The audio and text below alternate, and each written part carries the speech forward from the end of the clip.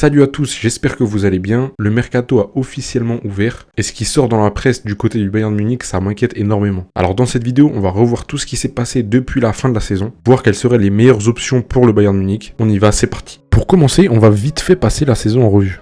Sur la scène nationale, le Bayern Munich retrouve le Meisterschale en ayant perdu seulement 5 matchs sur l'ensemble de la saison. En parallèle, les Munichois vont se faire éliminer de la Coupe d'Allemagne en 8ème de finale par Leverkusen, après une sortie kamikaze de Neuer qui va prendre un rouge et laisser son équipe en infériorité numérique pendant une bonne partie de la rencontre. Sur la scène européenne, le Bayern va alterner entre cette année elle est pour nous et entre cette année elle est pour vous. En effet, on va passer de victoires plutôt rassurantes et enthousiasmantes comme le 9-2 contre Zagreb, le 1-0 contre le PSG ou encore le 5-1 contre le Shakhtar, mais aussi des défaites ultra inquiétantes comme le 3-0 contre le Feyenoord, celle contre Aston Villa ou encore la défaite 4-1 contre le Barça. Après avoir difficilement passé les 16e de finale à cause d'un Kim Min-jae très nul, je suis nul. Et contre toute attente, le Bayern s'impose très facilement face à Leverkusen en 8e de finale de la Ligue des Champions et prend enfin sa revanche. En quart de finale de la Ligue des Champions, c'est l'Inter. Et là, ça va très mal se passer. Au match aller, Kane rate l'inratable et notre défense privée d'Upamecano et de Davis est calamiteuse. Après l'ouverture du score des Interistes, le Bayern Munich va être sauvé en toute fin de match par Thomas Müller, mais cela ne suffira pas à décrocher le match nul, car Sacha Boey, qui semble encore à la recherche de sa casquette, oublie complètement Carlos Augusto, qui va pouvoir tranquillement servir Fratesi pour le 2-1. Au match retour, Kane ouvre le score, mais le Bayern est très vite refroidi par 2 buts coup sur coup des Interistes. À un quart d'heure de la fin, Eric Dyer va remettre les deux équipes à égalité. Il ne manque plus qu'un but et le Bayern Munich arrache les prolongations. Et à la dernière seconde, Coman, qui avait à peu près 10 minutes pour régler la mire, réussit quand même à envoyer une patate au-dessus du but de Yann Sommer. Le Bayern est éliminé aux portes des demi-finales.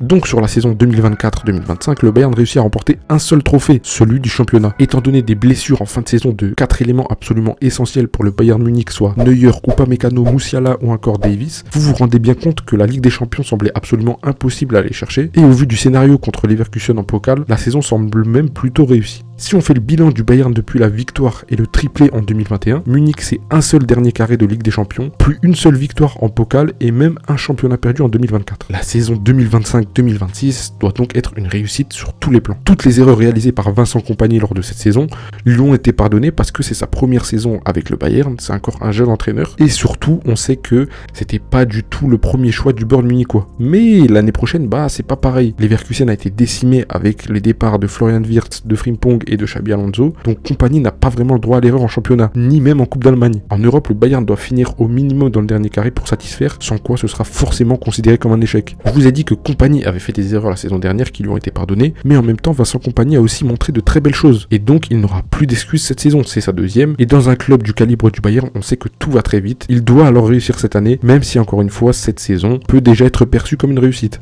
Maintenant qu'on a fait le tour de la saison, on va se pencher sur le mercato du Bayern Munich pour cet été. On a d'abord vécu le traumatisme de Florian Wirtz. Même si aujourd'hui vous voyez plein de comptes insulter Florian Wirtz, sachez qu'on est tous dégoûtés. Florian Wirtz c'est un giga crack qui peut décider d'un match à lui tout seul et forcément on aurait voulu l'avoir au Bayern. Alors vous imaginez une combinaison avec Musiala qui en plus se connaissent déjà bien vu qu'ils jouent ensemble en sélection, ça aurait pu être absolument incroyable. En plus, plus la fin de saison approchait et plus Wirtz se rapprochait du Bayern. Toutes les rumeurs l'envoyaient chez nous. Et vous savez quoi, les dirigeants qui le suivaient depuis des années, qui sont même allés jusqu'à dire que Wirtz était le meilleur joueur allemand, alors que t'as Musiala dans ton équipe, ils ont fait les pinces, ils ont perdu du temps, Liverpool est passé par là, a posé l'argent, et s'est barré avec le joueur. Bon, en vrai, ça s'est pas vraiment passé comme ça. Ce serait plutôt le projet sportif d'Arne Slot, entraîneur de Liverpool, qui aurait plus séduit Wirtz avec une vraie place de superstar et au cœur de son jeu, alors que Kompany était hésitant, et avec Musiala qui est déjà la star des prochaines années à Munich, Florian Wirtz a préféré Liverpool. Et c'est marrant de voir ça, parce qu'aujourd'hui, on essaie de recruter Nico Williams, et lui, il dit qu'il préfère aller jouer avec son pote Yamal à Barcelone, quitte à être dans son ombre. Deux mentalités bien différentes, on n'a peut-être pas raté grand chose finalement. Maintenant que tous les supporters ont bien été traumatisés par la gestion du cas Wirtz, les dirigeants, ils vont pas s'arrêter là. Et ouais, après s'être fait humilier par Florian Wirtz, je crois que le Bayern a aimé ça et a donc commencé à essayer de se faire recaler par un maximum de joueurs. On a d'abord commencé avec Nico Williams où on lui a proposé un super contrat, un super salaire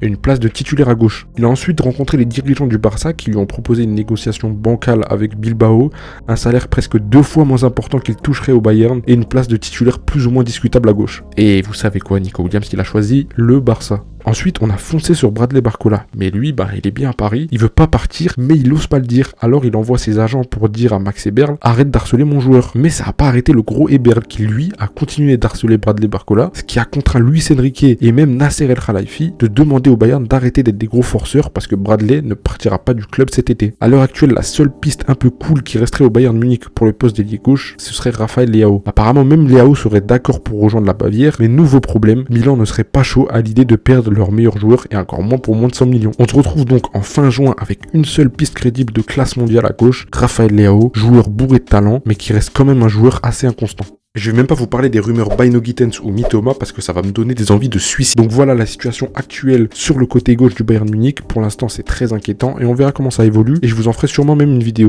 C'est la fin de cette vidéo. Ah oui, abonnez-vous s'il vous plaît, c'est important. Enfin, c'est pas important pour vous, mais en vrai, moi ça m'aiderait beaucoup. Alors merci et je vous embrasse, on se revoit très vite.